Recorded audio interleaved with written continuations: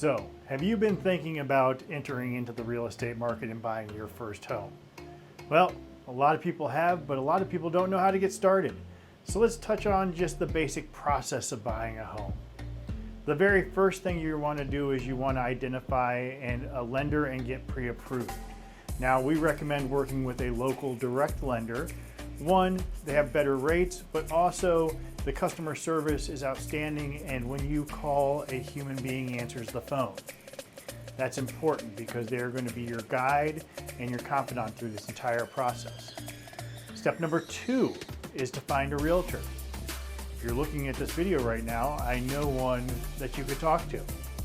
Finding a realtor that not only matches your personality, but that also has a good track record and has references from past clients is important. You want somebody who has experience and who's actively working in the neighborhoods that you're thinking about buying. Number 3, you're going to shop for the home. This could take a week, this could take a year. You want to backdate the time from when you actually need to move to make sure that you're doing this in the right order. So for example, if your lease is up in May and you want to move in May, then you probably should start looking in February. Give yourself enough time so that you're not feeling rushed and you don't make a rash decision. Once you've identified the property, now it's time to write an offer and present it to the seller. Your realtor is going to guide you with what is customary in that region or that county. Once your offer is accepted, get a home inspection. Home inspection is going to bring out the good and the bad in the house, but it will also give you the opportunity to ask the seller to repair some of these things or for a credit to have them fixed once you move in.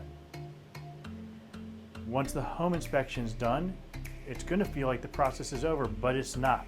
Now you need to collect all of your pay stubs, your tax returns, your bank statements, and send them to the lender so they can underwrite your loan. Underwriting is the lender's fancy word for going through all the documents and making sure that you do qualify for the actual loan. They're going to take your documents and the appraisal, which is the appraised value of the property, and then they're going to approve the loan a few days before closing. 3 days before closing, the lender is going to send you what's called a closing disclosure, which restates the numbers that you got originally in the good faith estimate at step 1, and make sure that all the numbers fall into the right categories for you. The day before closing, you're going to go meet your realtor and you're going to do a final walkthrough of the home. This is to make sure that the home is in substantially the same condition it was as when you made your purchase or when you wrote your purchase offer. If everything checks out and everything looks right, the next day you're going to closing. And closing is when you're going to sit down and you're going to sign your mortgage paperwork, you're going to bring the remainder of the funds that are needed for the closing, and you're going to leave with some keys and maybe a bottle of champagne, because then you're going to be heading to your new home that evening. I hope this helps sort of put together the process from beginning to end. There are some more nuanced steps along the way, which we'll cover in later videos, but I hope this was a great start for you. Have a great day. Thanks for watching. Can't wait to see you on the next one. Bye-bye.